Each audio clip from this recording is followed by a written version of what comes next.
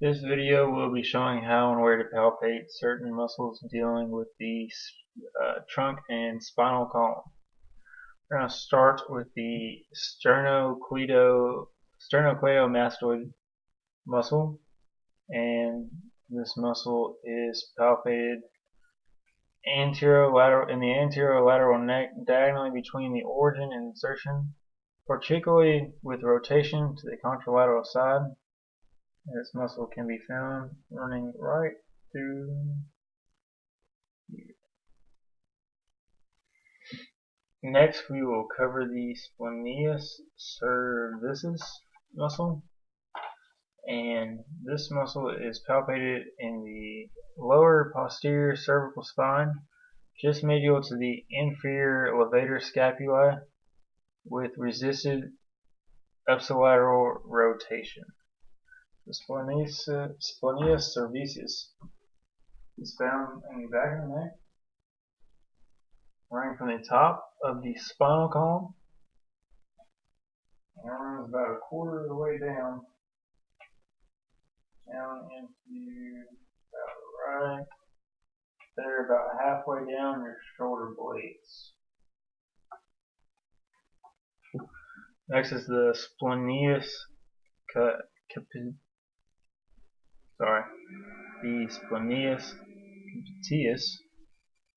and this muscle is palpated deep to the trapezius inferiorly and sternocleidomastoid, with subject seated.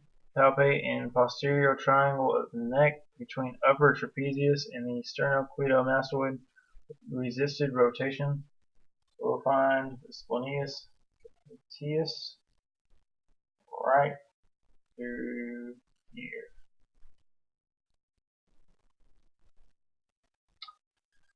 Next, we have the erector spinae. The erector spinae is deep and difficult to distinguish from other muscles in the cervical thoracic regions. It is palpated immediately lateral to the spinosus process in the lumbar region with active extension.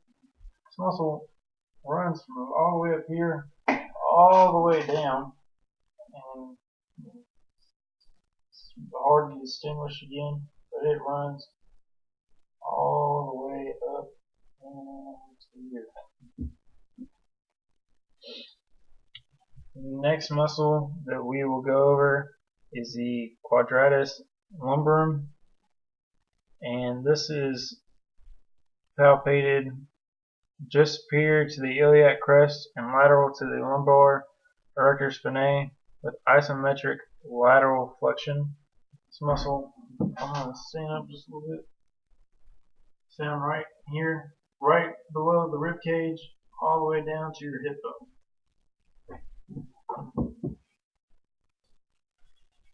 Next, we have the rectus abdominis muscle, and this one is found